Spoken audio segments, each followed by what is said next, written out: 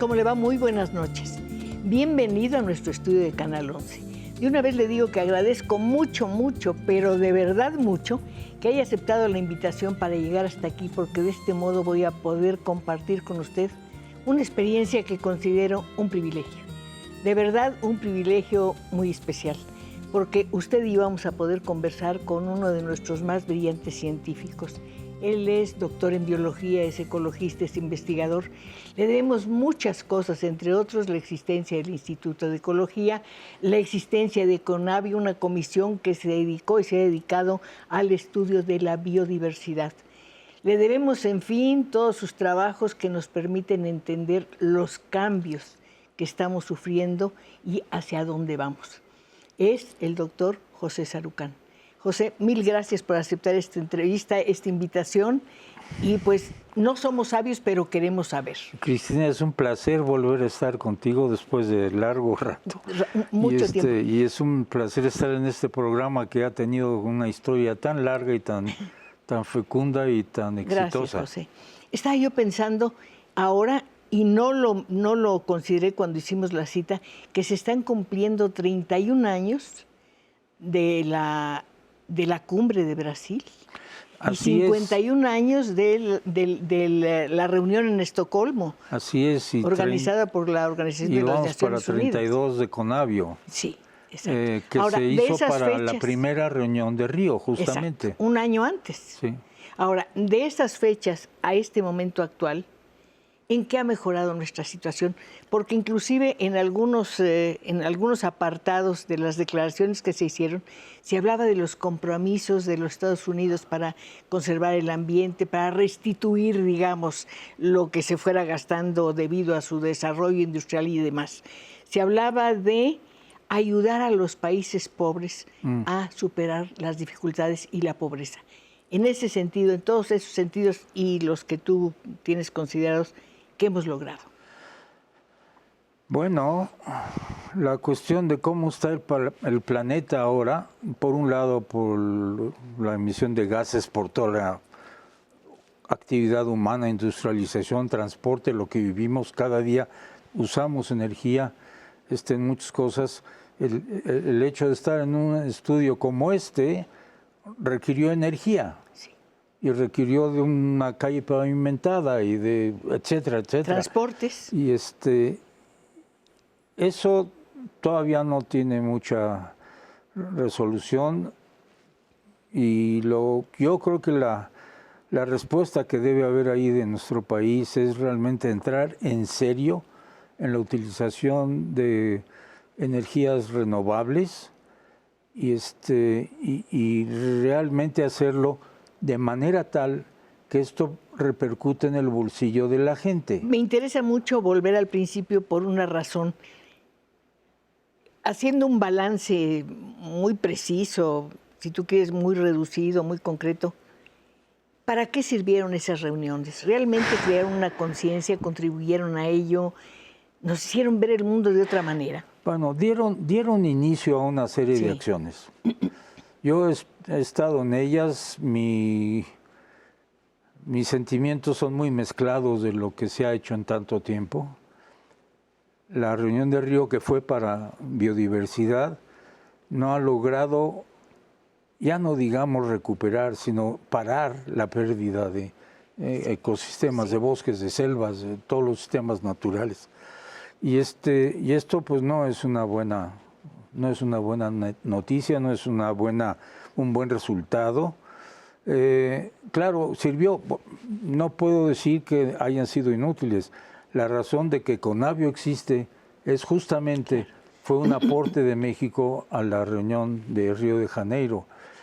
Y lo que sí puedo decir es que en ese tiempo CONABIO ha construido la información más completa y confiable, científicamente confiable, del estado de nuestros ecosistemas. Hemos estado perdiendo selvas y bosques de una manera muy importante.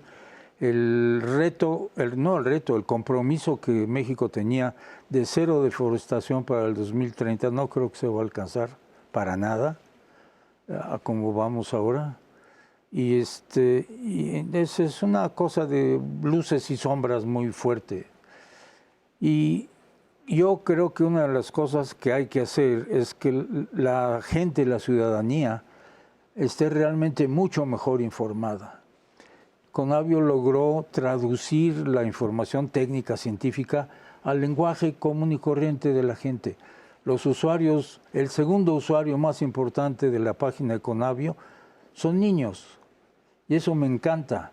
Tenemos como 45,000 visitantes diarios a la página. Más, tú lo mencionas, creo que son 70,000.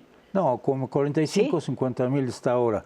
Y eso es bueno, yo creo que eso ayuda, pero hay que hacer un esfuerzo mayor para llegarle a la gente y que entienda que sin naturaleza no vivimos. La naturaleza sí puede vivir sin nosotros. Sí, la naturaleza no nos necesita. Habrá muchos daños y todo esto. En el momento en que la especie humana desaparezca, pues se irán corrigiendo todas las tonteras que han ocurrido. Algunas obviamente sin mal destino, sin mala fe, sin nada, sino por desconocimiento. Muchas otras con muy poco entendimiento de lo que está pasando, ¿no? Qué bueno que mencionaste a los niños. Me encantaría que llamaran, que se comunicaran con nosotros, que le hicieran preguntas a nuestro invitado. Es una oportunidad única realmente. Cuando hablé con José le pedí que habláramos del cambio climático. Tenemos que hablar de muchas cosas. Tú en una conferencia dijiste algo importante, se me quedó muy grabado. Las universidades tienen que tomar un papel muy importante en la lucha contra este cambio climático. Pero antes de las universidades, ¿no es la familia, José? Bueno, yo creo que es una combinación de aspectos. Ahora estamos tratando de ver cómo poder incidir en que, por ejemplo, en las universidades, ya que lo tocas, quienes entran a la universidad tengan por lo menos parcialmente una exposición a los problemas ambientales y que se den cuenta que todos los que estamos aquí y los que nos están viendo somos actores de ese problema. ¿Responsables quieres decir? Responsables. Y que la forma en como vivimos, las cosas que escogemos para resolver nuestras necesidades, transporte, vestido, habitación, tienen efectos sobre el medio ambiente. Y además, algo que siempre digo en mis conferencias a la gente, dense cuenta que todos somos consumidores en un ambiente que está dirigido al consumo y que con la información adecuada podemos redirigir cómo se producen las cosas que consumimos, que tengan el menor efecto ambiental, el menor efecto nocivo social, porque lo hay mucho con todo el trabajo esclavista que se hace con niños y con cosas de este tipo, y que realmente vivamos de manera mucho más sana y mucho más cercana a los valores menos materiales de... Una nueva ética. Una nueva ética, sin duda alguna. Esto suena fácil decirlo, sí, pero requiere de ciertos comportamientos y entendimientos del problema. Yo veo muy difícil que la gente pueda cambiar de manera de vivir, de su comportamiento personal, si no sabe lo que pasa con ese comportamiento personal. Pero también si no cambias los objetivos, José.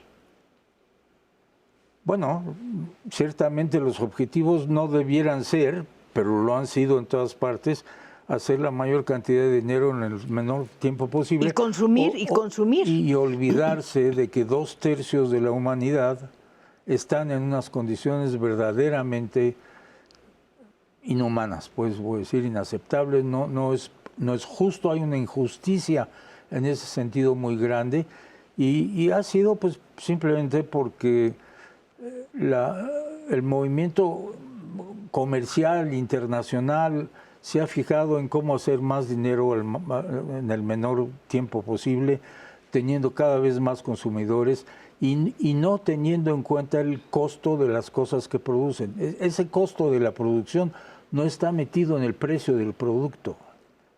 Y si eso se hiciera, habría un cambio enorme, porque hay formas de tener esos productos que tenemos de manera mucho más racional, de manera mucho menos lesiva para el ambiente, mucho menos lesiva para la sociedad y que viviríamos, yo creo que con un elemento que es muy importante, darle mucho más valor a las cosas que yo voy a llamar las espirituales, que son la amistad, los amigos, las reuniones con la familia, la música, la poesía, la literatura, el conocimiento que realmente anima al espíritu, a las cosas que son satisfactorias para cada persona y no nada más el ver cómo tengo más dinero para tener más cosas, ¿no? O simplemente para guardarlo.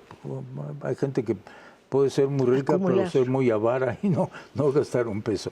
Pero yo creo que aquí hay un cambio profundo que si no lo hacemos, me parece que vamos a tener una crisis social enorme en no mucho tiempo, porque esa cantidad de gente, nada más veamos la cantidad de migrantes, la migración es un efecto clarísimo de esto, y la gente migra de esos países que fueron utilizados, colonizados y demás, para llevar los recursos a los otros países que ya no tenían los problemas de dedicar más áreas a la producción de alimentos o dedicar más esfuerzos a una serie de cosas que significarían un impacto en su ambiente, ¿no? Tengo que hacer un corte. Regresamos enseguida y desde luego pongo a su disposición nuestras líneas telefónicas para que hagan preguntas a nuestro invitado de hoy. Tenerlo aquí es un privilegio, el doctor José Sarucán. Vamos a un corte, regreso enseguida.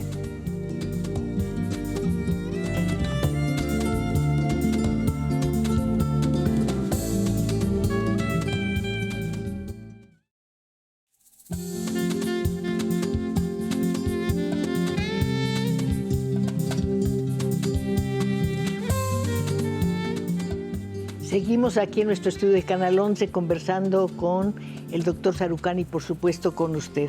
Alex Hernández dice, un gusto escuchar el programa. Muchas gracias. Bueno. Víctor Ocampo, me da mucho gusto y satisfacción que Cristina Pacheco esté entrevistando a un profesor exitoso de la universidad como es el doctor Sarucán. Muchas felicidades a cada uno de los colaboradores de este programa. Doctor, ¿estamos bien informados de lo que es el cambio climático? Oh, yo creo que hay mucha información, más que la que ha habido nunca antes. Esta generación, la nuestra, en las que ya estamos algunos de nosotros en el borde de esa generación, y la gente joven desde los 12, 14, 15 años, ha tenido y tiene la mayor cantidad de información sobre cuestiones de cambio climático y sobre cuestiones de conservación de los ecosistemas. Ninguna generación previa había tenido tal cantidad de información y por eso se han hecho errores y se han cometido cosas que no se deberían haber hecho. Algunas se han arreglado, pero en su mayoría no. Pero la siguiente generación ya no va a tener el tiempo para hacer los cambios porque cada vez los problemas se van volviendo más complejos y lo que ahora se vería como un resultado para esos o una solución para esos problemas, ya no va a ser, porque los problemas ya van a ser mucho más serios, van a ser otros. Hablabas justamente de la pérdida de los ecosistemas. Sí. Alguien te podría preguntar, ¿qué nos dan los ecosistemas? Los ecosistemas nos dan montones de servicios. Para empezar, agua, oxígeno. Porque lo que hacen es resumir el CO2 que se está produciendo en grandes cantidades y convertirlo en materia orgánica, que es el principio de toda la cadena trófica y de la cual nosotros nos aprovechamos, tanto en los ecosistemas naturales como particularmente en los ecosistemas manejados por nosotros. La agricultura es un ecosistema muy distorsionado ahora, porque ahí otra vez el propósito ha sido cómo producir el máximo, no importa qué los costos. Y esto ya es clarísimo ahora, no se puede rebatir que la agricultura en esas extensiones enormes de grandes insumos de energía, ¿cómo se llama? Fertilizantes, agroquímicos, etcétera, ha causado tal cantidad de daños en muchas partes que ya no es sostenible. Tenemos que regresar a una forma mucho más, voy a llamarle natural, de producción, que quizá no sea tan de producciones tan altas para los grandes consorcios agrícolas, pero sí para alimentar a la gente. Y hay formas para hacer esto. No puede hacerse de un mes al otro ni de un año al otro. Va a tomar un poco de tiempo, pero podemos dejar un sistema de producción de alimentos que sean realmente primero, mucho menos dañinos la producción al ambiente, pero segundo, mucho más sanos para la salud de la gente. Es que hay una liga tan grande entre todos los alimentos industrializados y la forma que se producen y los daños a la salud humana. Bueno, veamos la obesidad nada más y veamos los problemas de diabetes y todo esto. Y estamos en un país que todavía tiene el privilegio, primero de haber sido, y es todavía, uno de los centros mundiales de producción de alimentos, de plantas cultivadas, desde hace miles de años. Y las personas que han heredado ese conocimiento están todavía aquí, pero se están perdiendo porque ya simplemente la gente mayor, que es la que sabe de estas cosas, ya no tiene los incentivos para poder trabajar adecuadamente. Ahí tenemos una serie de disyunciones horribles de no tener las políticas públicas adecuadas para que estas cosas realmente puedan funcionar. Y podemos tener un sistema de producción de alimentos que sea adecuado a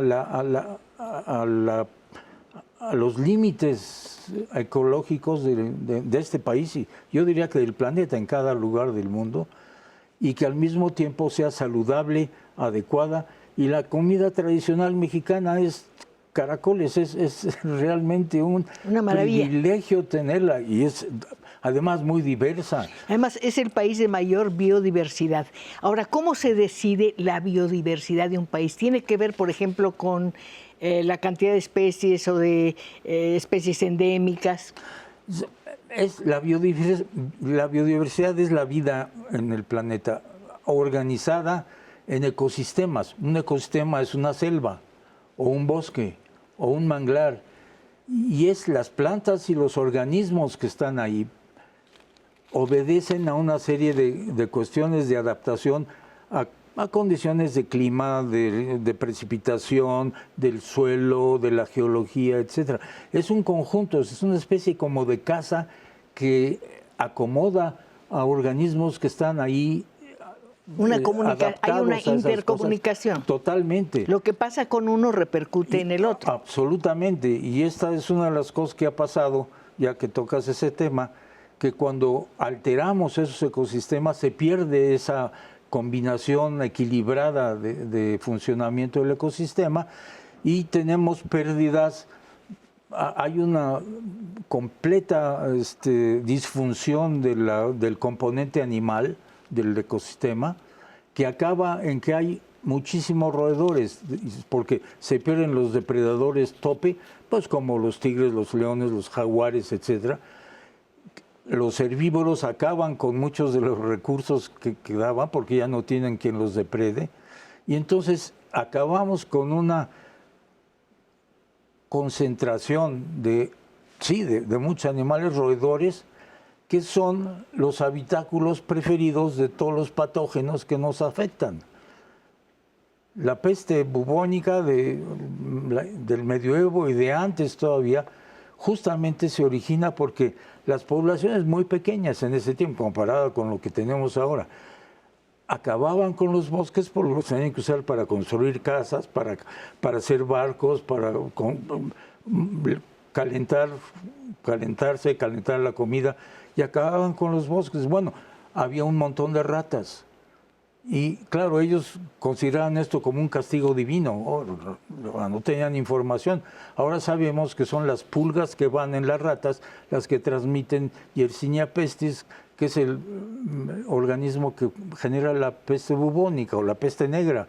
Y lo mismo ha pasado con el ébola, con todas las pandemias grandes que hemos tenido en los últimos años, han sido producto de esa fragmentación y de esa pérdida de ecosistemas. Hace un momentito en el corte conversábamos acerca de los cambios que ha traído consigo el COVID, las consecuencias. Nos hizo cambiar muchas cosas. Pues sí, porque también en los tiempos de la peste negra o la Por eso peste lo bubónica, pues había ciudades que casi se desaparecían, se volvían ciudades fantasma, porque la gente moría verdaderamente en una manera enorme, ¿no? Proporcionalmente a los tamaños de esas poblaciones. Y había disrupciones enormes y había reinos o naciones que desaparecían por este tipo de problemas. Todas estas cosas generan efectos en las poblaciones humanas, algunos más transitorios, otros más duraderos, pero ahora cuando estamos en una situación en la que la gente y los chicos tienen que dejar de ir a la escuela y que por lo tanto pierden el tiempo de formación y que independientemente de la calidad de la educación, de por sí ya no pueden hacerlo.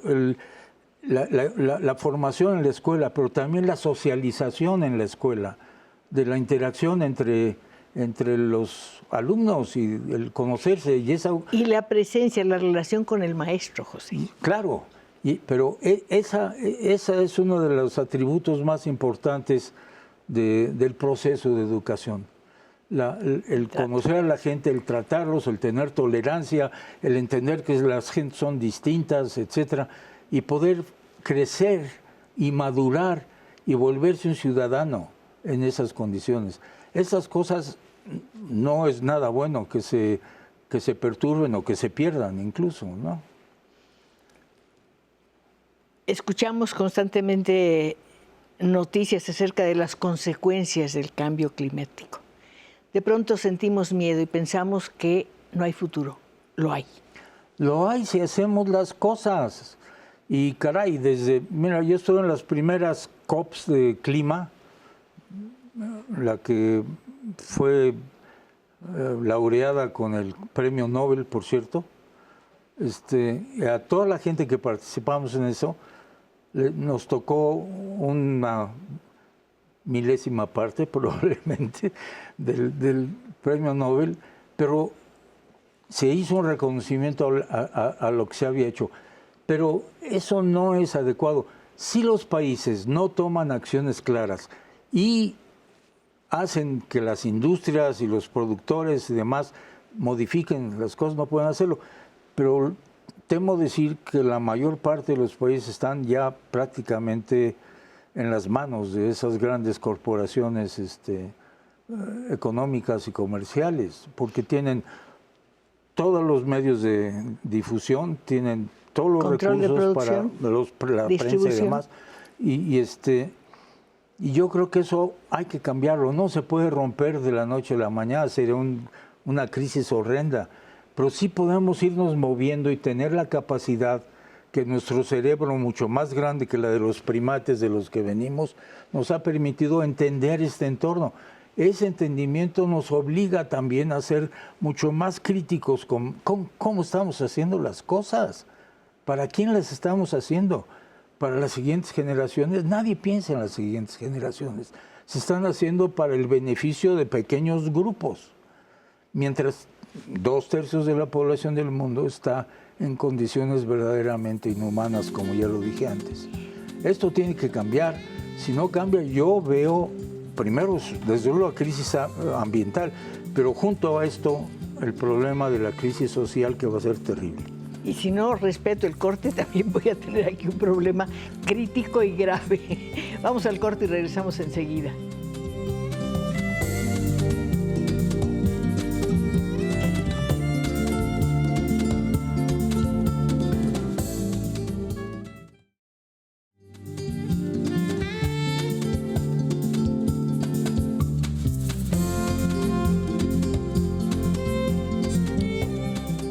De verdad es un privilegio, es un deleite escuchar al doctor Sarucán hablando de un tema que él conoce, que domina muy bien.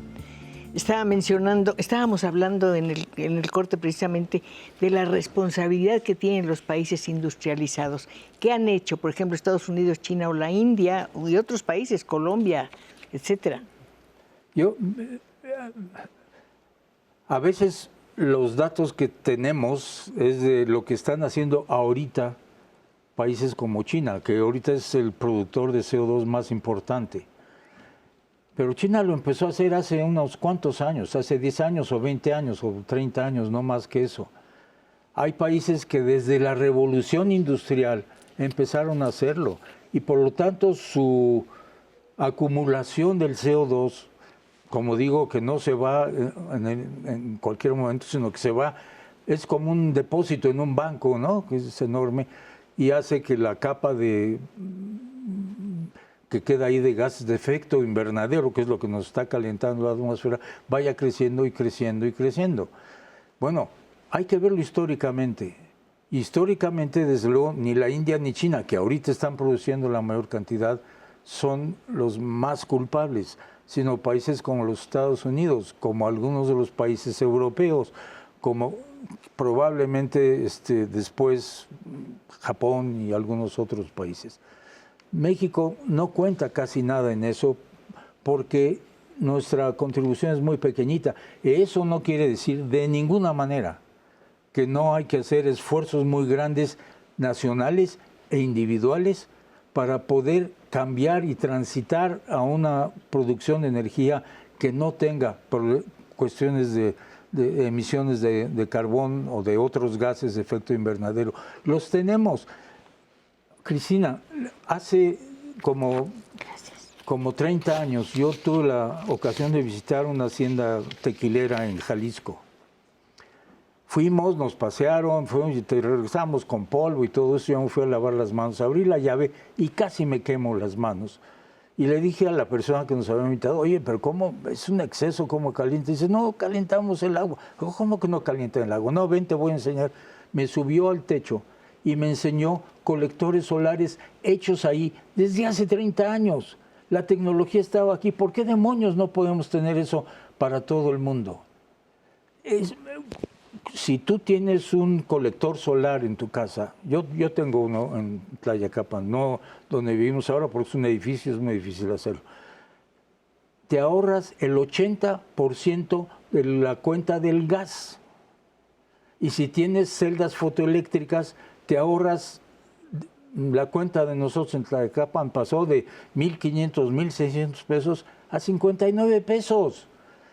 Y no veo por qué no se puede estimular con subsidios adecuados para que la gente le entre en serio a poder hacer esto y cuando vea en su bolsillo que en vez de pagar X cantidad está pagando nada más 20% o en vez de pagar tal cantidad de electricidad está pagando una parte pequeñísima y entonces la gente sí va a entender de esas cuestiones y va a tomar opciones. Pero estamos en una cuestión absolutamente como un limbo de acciones de este tipo. Yo creo que es un gran error. Esas cosas se podrían hacer y el beneficio directo sería para la gente que lo hace. Y si se le ayuda a los que no tienen muchos recursos para hacerlo, podríamos extender esto en un número mucho mayor de gente. No veo por qué no se puede hacer lo mismo con la colecta de agua, que es otro de los grandísimos problemas que tenemos. Aprovecharla, además. Aprovechar la precipitación pluvial. El sol. No, bueno, el sol, ahí están las celdas fotovoltaicas, ahí lo tienes y tienes los colectores solares para esto. Yo creo que ahí tiene que haber unos cambios realmente fuertes. Hay el costo de tener celdas fotoeléctricas es mucho más bajo ahora que el comprar petróleo o carbón. Claro, eso no se puede hacer de golpe, hay que hacerlo paulatinamente, pero llega un punto en el cual esto ya se resolvió, en unos años, en unos cuantos años. Y mientras la gente va absorbiendo la lección de por qué es importante respetar los límites físico-químicos de este planeta, esos no los podemos cambiar, no podemos cambiar la ley de la gravedad, no podemos cambiar la ley de la termodinámica, por Dios, pero hemos puesto una serie de sistemas económicos, financieros, que le están dando en la torre a esos sistemas, ¿no? Yo creo que no podemos hacer eso, ¿no? Tienes una llamada muy bonita. La señora Trini López tiene 94 años de edad y dice que sugiere el doctor Sarucán para mejorar el ambiente. Pues le agradezco mucho a ella esto porque seguramente lo está haciendo con un pensamiento que es muy importante y es qué va a pasar con las siguientes generaciones, Sí. que es algo que no meditamos. Así es que, pero yo le contestaría a ella, si lo puede hacer, pues a lo mejor con ese interés tiene muy buen acceso a Internet. Hay una cantidad fenomenal de información aquí. ¿Qué hay que hacer? No se trata de aprenderla, se trata de ver que si compro X cosas tienen un X comportamiento y si compro otras tienen otro comportamiento. Entonces voy a comprar esas. El poder del consumidor para cambiar esas cosas está sin usar. Y depende de cada uno de nosotros, de los que estamos en el estudio y lo que nos escuchan. Pero también está en la oferta, No, del comercio. La oferta va a cambiar cuando el productor de una cosa, la que quieras, ya no se compra porque la gente dice eso está generando daños. Te aseguro que lo que va a hacer es cambiarlo y hacerlo bien. De eso viven, para eso son los empresarios. Beatriz Siliceo dice, me parece fabuloso que inviten al doctor Sarucán. Me gustaría saber si es crucial que se realice una política para energética. Claro, claro que sí. Las reformas energéticas que se han hecho en México han sido verdaderamente más bien reformas del Pemex. No una cosa de pensar cómo vamos a hacer para dentro de X años, la primera que se hizo, de empezar a movernos fuera del uso de los combustibles fósiles hacia formas de producción de energía limpia que no solamente ayudan a que no haya el problema, sino que si se llevan al espacio doméstico, ayudan a la economía de la gente, ¿no? Algunos no lo pueden hacer. Bueno, ¿por qué no una ayudadita y un subsidio que se podría dar para esto en vez de otras cosas? Y que logren tener estos elementos que les van a ayudar en su economía. Doña Beatriz también dice que sería muy importante que a los niños les enseñaran el valor de la naturaleza en la escuela. Eso se hacía. Esto se está haciendo ahora mucho. Déjame decirte, la página de Conavio fue declarada la mejor página web del mundo en biodiversidad por las Naciones Unidas. Lo que quiere decir es que es una página que ha traducido toda la información académica y científica para que los chicos la entiendan de manera lúdica. Entren, por favor, entren a la página de Conavio en la parte que tiene que ver con la información para los niños. Hay rompecabezas, hay dibujos, hay montones de cosas que están hechas. Conavio hizo toda una cuestión informativa pegada al programa de educación de la primaria. Nunca se usó. Así como también tenemos una serie de conocimientos y herramientas para evitar la deforestación o para castigar la deforestación que no se usan. No sé si me entiendes. Sí, estoy entendiendo. Creo que todos estamos entendiendo, todos estamos acercándonos más y más a ver directamente un problema que nos afecta a todos y cuyas consecuencias estamos viendo. La gente, por ejemplo, comenta, el clima ha cambiado muchísimo. Pues sí. Llueve demasiado cuando antes no llovía. Hace calor en el invierno. La primavera materialmente a veces no existe. Sí. Esas son las consecuencias de modificar el sistema equilibrado de gases de efecto invernadero en la atmósfera. Siempre ha habido CO2 en la atmósfera, si no, no podríamos tener un clima vivible, pues, humanamente vivible y adecuadamente para que haya la mayor cantidad de especies que nunca ha habido en la historia del planeta cuando la especie humana aparece en el escenario que viene de los primates y de nuestros primos gorilas y chimpancés y demás. En ese momento coincide con la mayor cantidad de especies porque también hay un sistema que ha permitido la proliferación de especies en muchos lados en el planeta. Y lo que estamos haciendo nosotros es generar, si no cambiamos las cosas, una sexta extinción como la que hubo de Chicxulub cuando el meteorito chocó en lo que era... No había recordar a Arcadio Poveda en este momento. No había península de Yucatán, estaba debajo del agua. Bueno, cayó ahí y el cráter ahora sí se puede medir y se pueden ver los efectos de los cenotes alrededor del cráter. ¿Y qué hizo eso? Pues desaparecieron todos los dinosaurios, lo cual dio lugar a que los mamíferos se pudieran desarrollar, entre ellos nosotros. Y esos cambios se han dado siempre en el planeta. El planeta es un planeta vivo que está moviéndose, que tiene variaciones, que pulsa, pues, en este sentido, y se ha modificado profundamente. 4.500 millones de años, Cristina, por favor. No tenemos noción para podernos imaginar ese tiempo. Es un enorme, profundo tiempo que en el cual han pasado estas cosas. Nuestra especie lleva 280.000 años presente en el planeta. Y mira lo que hemos hecho en 2 siglos, nada más. Tengo que ir a un corte. Espero sus llamadas con mucho entusiasmo y mucho agradecimiento.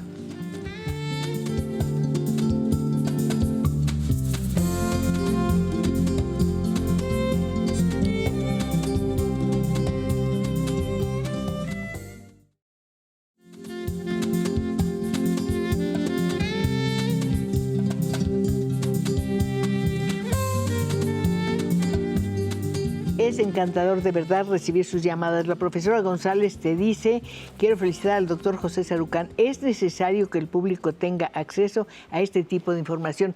Y aquí las publicaciones científicas tienen una responsabilidad enorme. Sí, pero las publicaciones científicas no necesariamente son el mejor conducto. Tienes que traducirlas para que la gente la entienda. ¿Qué quiere decir traducir? Ponerlas en un lenguaje accesible para todos.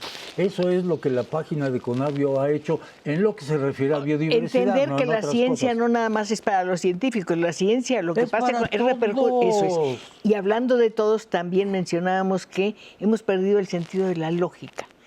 Actuamos de una manera ilógica y muchas veces muy irresponsable. De eso hablabas tú también. Con lógicas dirigidas a cómo me hago más rico o cómo tengo más bienes, o cómo gano el primer $1,000,000, o cómo... hay lógica en lo que se hace. Decías tú, tenemos que tener una responsabilidad, asumirla, y saber que nadie nos va a castigar si no cumplimos con esa... Yo creo que lo que no hemos hecho, lo que no nos enseñan en ningún lado, ni en ninguna escuela, y yo diría que en ninguna universidad y en ninguna religión, es que tenemos nosotros la obligación de hacer uso de nuestro intelecto para poder criticar, analizar y valorar las cosas que están ocurriendo, empezando por nosotros, pero también empezando por la sociedad y el país en el que uno está. Y esto no hay manera de que esté imbuido en la mente de las gentes. Están imbuidas otras cosas que generan luego una serie de problemas, ¿no? Hay más llamadas. Usando la captación de agua, los baños secos y la energía solar, creo que podríamos salir adelante.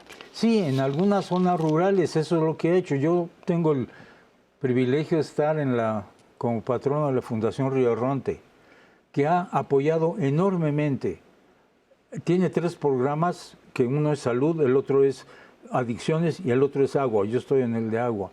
No sabes los esfuerzos y los recursos que se han metido para darle a las poblaciones más marginadas justamente algunas de estas cosas.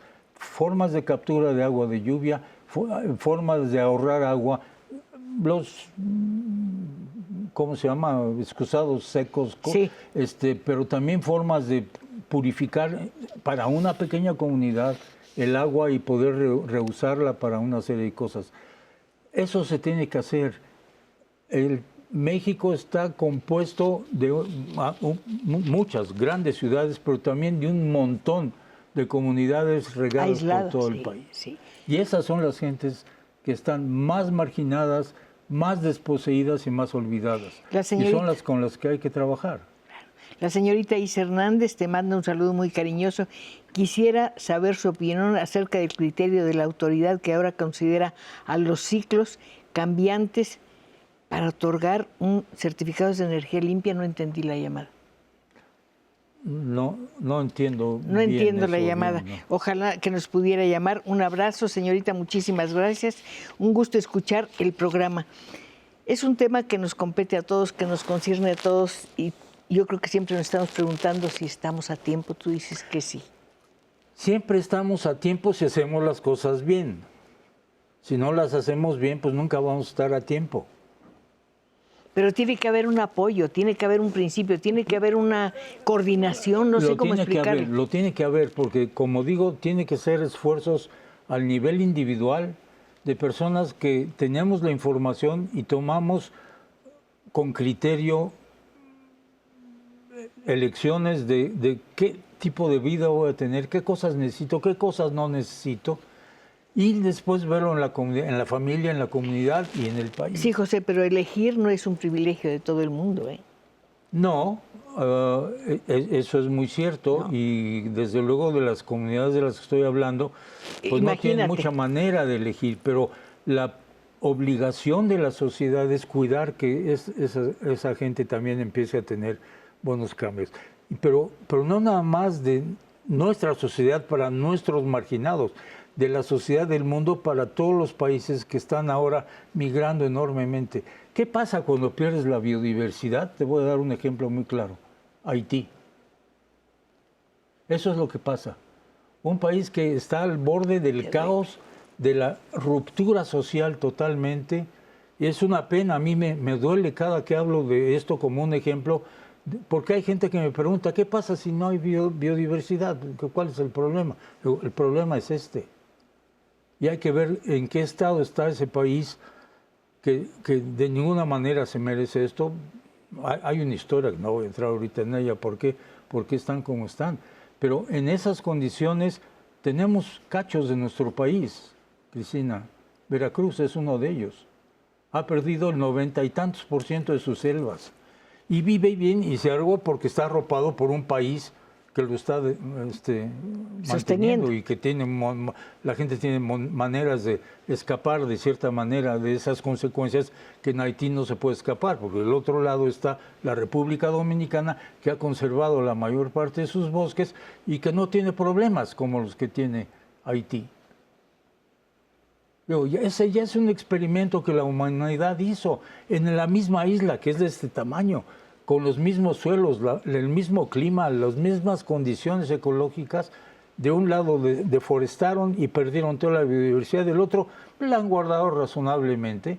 Y la capacidad, la resiliencia que se llama de la sociedad dominicana es totalmente diferente de lo que pasa con Haití. El terremoto que tuvieron en toda la isla, terrible. Todavía no se logran recuperar de esas cosas en Haití. En la República Dominicana, pues ya es una historia, ¿no? Ya nadie se acuerda, o muy poca gente se acuerda. Mencionaste antes el fenómeno de las emigraciones. ¿Qué tiene que ver con todo esto? Que tiene que ver con esto porque mucha de la gente que está migrando son migrados. Hay de todo. Claro, hay de todo, razones políticas, violencia, claro, etcétera. Pero también migraciones de gente que ya no puede vivir en las condiciones ambientales porque ya no tienen formas de producción de nada, ya se le fue todo el suelo, ya no lo tienen. Es lo que pasa cuando tú cortas el bosque que está en las montañas, que esas son las fábricas de agua, y ese es uno de los servicios la forestación sería por eso tan de la diversidad biológica. Sí. Se arrastra todo el suelo. Tienes toda la bola de problemas por los deslaves, casas que se destruyen, gente que muere, carreteras que se rompen. Y no hay, es decir, si no nos damos cuenta de esto, de que el sistema natural es absolutamente indispensable para la vida adecuada, digna, y el tipo de civilización mundial, voy a llamarle, que tenemos, vamos a tener unos problemas horribles. Y ese tipo de civilización no va a poder subsistir con la ruta que llevamos, tanto de cambio climático como de pérdida de biodiversidad. Marcela Romero desde Maryland, Estados Unidos, llama y dice: quiero felicitar por el programa, es fabuloso ver al doctor Sarucán, una persona que pone al alcance de nuestro entendimiento problemas que han estudiado, que han significado el esfuerzo de muchas personas, la coordinación de muchas personas para llegar a entenderlos, José. Yo creo que es una parte importantísima. Ha habido una desconexión entre la producción científica y el entendimiento de la gente. No se trata de que cada persona sea un científico, se trata que este conocimiento se traduzca en lo que es importante y relevante para la vida de la gente y se le haga llegar. Mira, yo voy a decir algo un poco fuerte. Los países, las naciones, los gobiernos de esos países, que sí tienen capacidad de entender lo que está pasando, debieran tomar las decisiones que tomaron para educar, para informar a la sociedad, cuando en el caso de la pandemia. Lo veías por todos lados, en la radio, en la televisión, haga esto, no haga lo otro. Ese problema es mínimo en comparación al problema en que estamos metiéndonos, que es la crisis ambiental global que estamos viviendo. Mínimo. Muchas gentes lo entienden, en Estados Unidos lo entienden, en muchos países lo entienden, pero los intereses fácticos, las grandes corporaciones tienen, en Estados Unidos los congresistas prácticamente están comprados por los diferentes grupos económicos y van a decidir pues lo que le conviene a esos grupos. Eso va a tener que cambiar, la sociedad va a responder. Me temo que cuando responda en serio va a ser una respuesta pero un cambio total cruenta. En todo, sí. En este momento sería importante otra cumbre como la de Río de Janeiro. No, pero van 20 y tantas, Cristina. Pero en este momento en que ya no, la situación si la gente está dispuesta claro. realmente a entender estas cosas, sin duda. No, traigo a colación a Greta Thunberg, la chica claro. Sueca. Sí. Eso es lo que ella dice, es que la gente no está queriendo entender estas cosas que están claras como el agua. Y las gentes que tienen la capacidad de tener la información, entenderla y rápidamente actuar. Eso es lo que tiene que cambiar. Y yo creo que la única manera que va a cambiar, en mi opinión, es que la sociedad bien informada, seriamente sostenidos sus argumentos, actúe y exija, y esto ha ocurrido ya en México en algunos casos, con información de Conavio, de ONGs que protegen a los manglares. Bueno, ya fueron, con la Suprema Corte obligaron al alcalde que hizo las tonteras de echarse un buen pedazo de manglar a reponerlo. Eso es la sociedad actuante. No todo el mundo está ahí, hay que llegar a eso y se puede hacer cuando nos organizamos, cuando nos informamos. Yo creo que es fascinante escuchar a José Sarucán, nos encantaría que volviera. Yo hablé muy poquito, en este caso no tenía realmente nada que decir, solo escuchar a una persona que conoce, que sabe y que quiere compartir sus conocimientos con nosotros. De veras, muchas gracias por gracias a ti, este Cristina, gesto. porque espero que nos veamos muy pronto, José. Yo, con todo gusto. Estas cosas son útiles, pero date cuenta cuántos programas como de este tipo hay. Podemos hacer otros, muchos otros. A la semana o al mes o al año. Me encantaría. Buenas noches, José. Y a ustedes gracias. Mil gracias por su atención y por su presencia en este programa. Los espero el próximo viernes, pues ya saben, para seguir conversando. Hasta entonces.